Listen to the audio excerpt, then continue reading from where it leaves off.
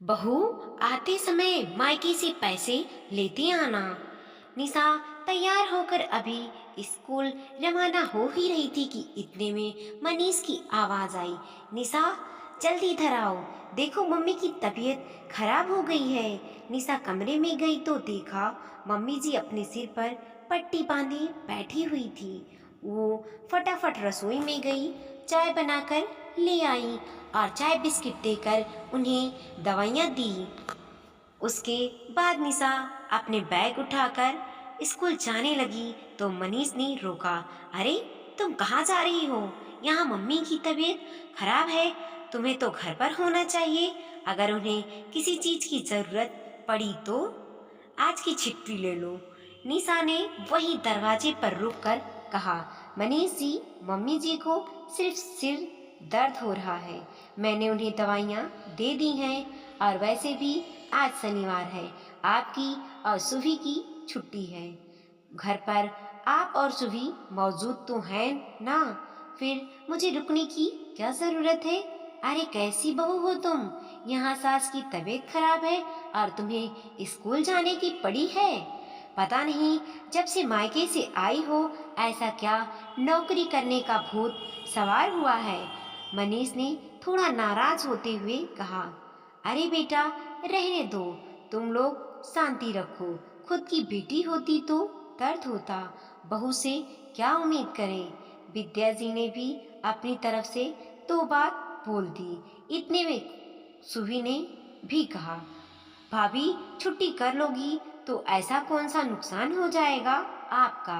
अच्छा खासा घर संभाल रही थी, पता नहीं क्या नौकरी करने का शौक चढ़ा है आपको।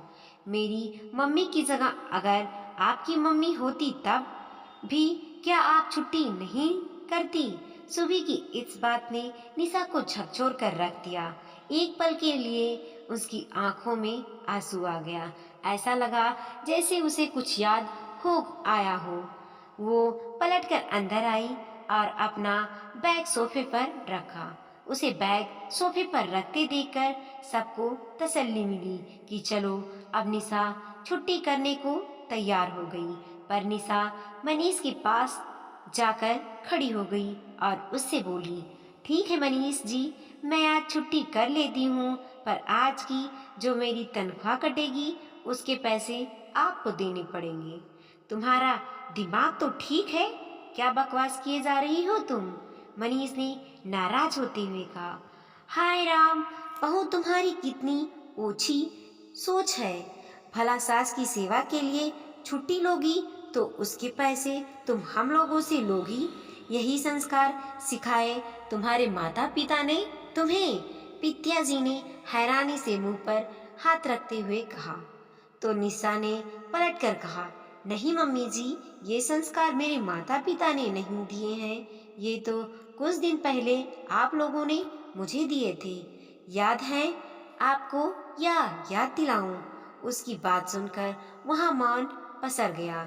किसी ने कुछ नहीं कहा और निशा ने अपना बैग उठाया और वहीं से स्कूल के लिए रवाना हो गई। निशा जब ऑटो में बैठकर स्कूल के लिए रवाना हुई तो उसे वो दिन याद आ गया जब उसके मम्मी पापा पापा के इलाज के बाद अपने घर के लिए रवाना हुए थे। उस दिन निशा अपने कमरे में कपड़ों पर तह लगा ही रही थी कि इतनी में बाहर से उसकी सास विद्या जी की आवाज आई। निशा कमरे से निकलकर बाहर आई तो देखा कि हाल में विद्या जी, ननद सुभी और पति मनीष साथ ही बैठकर कुछ हिसाब किताब लगा रहे थे। निशा ने बाहर आते ही पूछा, जी मम्मी जी, आपने बुलाया? हाँ बहू, मुझे कुछ काम है, मेरा सिर बहुत दर्द हो रहा है, तो सबसे पहले तुम चाय बनाकर ले आओ, फिर यहीं बैठो हमारे पास, तब बताती हूँ। निशा फटाफट रसोई में चली गई और चारों के लिए चाय बनाकर ले आई। ट्रे वहीं सेंटर टेबल पर रखकर अपनी चाय लेकर वहीं बैठ गई। इतने में मनीष ने विद्या जी को इशारा किया, जिसे निशा ने देख लिया। उसे बड़ा अटपटा लगा कि मनीष उससे कुछ बात करने के लिए भी अपनी मम्मी का सहारा ले रहा है, पर वह फिर भी चुप रही। विद्या जी ने अपनी चाय खत्म की और बोलना शुरू किया। निशा, तुम्हारे मम्मी पापा का फोन आ गया क्या? और वो लोग घर पहुंच गए? और तुम्हारे भैया भाभी आए या नहीं? या फिर अभी भी विदेश में रहने का ही इरादा है? जी मम्मी जी, अभी अभी मम्मी से फोन पर बात हुई है। वो लोग घर पहुंच गए हैं और भैया भाभी भी घर पर आ गए हैं। इस बार भाभी यही मम्मी पापा के पास रुकेंगी। चलो, ये बढ़िया है। आखिर इतने दिन की परेशानी के बाद वो लोग अपने घर पहुंच गए। विद्या जी ने अपने दोनों हाथ जोड़ते हुए कहा।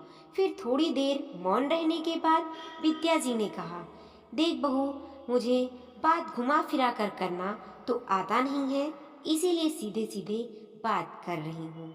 इस बार तेरे पिता की तबीयत खराब होने के चक्कर में तेरे माता पिता पूरे 10 दिन यहाँ रुके। माना कि हॉस्पिटल का खर्चा तुम्हारे माता पिता ने ही चुकाया, लेकिन उसके अलावा कितने सारे खर्चे हो गए। मनीष को भी तो 2 दिन अपने ऑफिस की छुट्टी करनी पड़ी, तो 2 दिन की तनख्वाह उसकी वैसे ही कट गई। ऊपर से खाने पीने का खर्चा, दवाइयों का खर्चा, तुम्हारी मम्मी का बार बार हॉस्पिटल आने जाने का किराया भाड़ा मिला करके कितना खर्च हो गया है। उनकी भरपाई कौन करेगा? निशा ने हैरानी से मनीष की तरफ देखा, पर मनीष चुप था। आखिर हिसाब किताब तो वही लगा रहा था। इतने में सुभी ने कहा, भाभी, हमें तो लगा था कि तुम्हारी मम्मी पापा जाते समय उन सब खर्चों की भरपाई कर जाएंगे, पर वो तो सीधा मुंह उठाकर चलते बने। यह भी नहीं सोचा कि बेटी के ससुराल वालों से उन्होंने कितना खर्चा करवा दिया। यह बात सुनकर निशा को गुस्सा आया कि ननद छोटी होकर उससे कैसी बातें कर रही है। पर निशा के बोलने से पहले ही विद्या जी ने कहा, भाई, मेरा तो कमाने वाला एक ही बेटा है, कुछ तो उसके बारे में भी सोचते। वो कब तक उन सब के खर्चा करता रहेगा? घर है, कोई सराया थोड़ी ना है जिसे समाज वाले चला रहे हों और जहां आप खा पी कर चलते बनो। निशा अभी भी हैरान परेशान सी उन्हें देख रही थी कि तभी विद्या जी ने वह कागज मनीष से ले लिया जिस पर वो हिसाब किताब लिख रहा था और उसे लेकर निशा को दे दिया। बहू, आप 2 दिन बाद तो मायके अपने भाई से मिलने तो जा ही रही हो, तो साथ में यह पर्ची जरूर ले जाना और सारा खर्चा लेकर ही आना। हम यहाँ किसी के मुफ्त की सेवा के लिए नहीं है। तुम्हारा भाई वहाँ विदेश में ऐश करे और हम यहाँ उसके माता पिता की सेवा करें। कागज निशा के हाथ में थमाकर सासू माँ अपने कमरे में चली गईं। सुभी अपने कमरे में और मनीष घर के बाहर।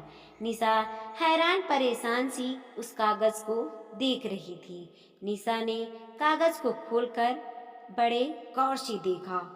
उसमें एक एक चीज का हिसाब लिखा हुआ था।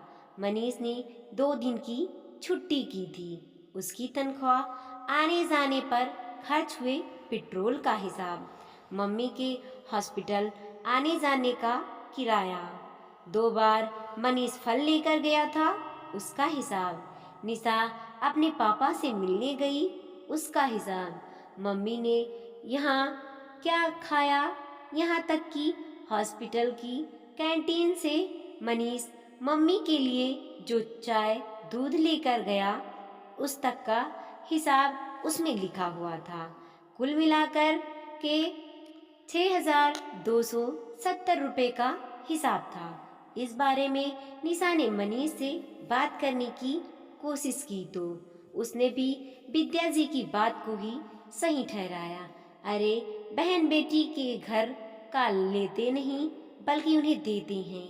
क्यों अपने माता पिता को कर्जे में डुबा रही हो? और फिर तुम्हारा भाई इतना कमा तो रहा है, इतने से भी खर्च नहीं करेगा क्या? खैर, 2 दिन बाद निशा अपने मायके गई। मायके पहुंचते सासू माँ का फोन आ गया, ये याद दिलाने के लिए कि आते समय पैसे लेकर आना। आखिर कैसे वो अपने माता पिता से ये पैसे मांगती, इसीलिए आते समय अपने कानों के सोने के टप्स को बेचकर उसने वो पैसे घर पर लाकर दे दिए और उन लोगों ने भी वो पैसे रख भी लिए। ये बात ही काफी थी उसे नींद से जगाने के लिए। कम से कम इतना तो उसे समझ में आ ही गया कि खुद के पैरों पर खड़ा होना कितना जरूरी है। कहाँ तो वो सोचती थी कि घर में रहकर अपने पति की गृहस्थी संभाल लूंगी, पर अब उसे समझ में आ गया कि अगर आज वो अपने पैरों पर खड़ी होती तो उसे इतना कुछ सुनना भी नहीं पड़ता और ना ही उसे अपने कानों के टॉप्स बेचने की जरूरत पड़ती। बस दूसरे ही दिन उसने अपनी सारी डिग्रियां निकाली और आसपास के स्कूलों में अप्लाई कर दी और किस्मत से एक स्कूल में जॉब मिल भी गई। हाँ, तनख्वाह सिर्फ 15,000 रुपये थी, पर अपने स्वाभिमान को बचाने के लिए बहुत थी। वीडियो पसंद आया हो तो लाइक कीजिए, कमेंट कीजिए और अपने दोस्तों के साथ ज़रूर शेयर कीजिए। चैनल पे नए हैं तो प्लीज़ सब्सक्राइब कीजिए और देखते रहिए मोटिवेशनल स्टोरी।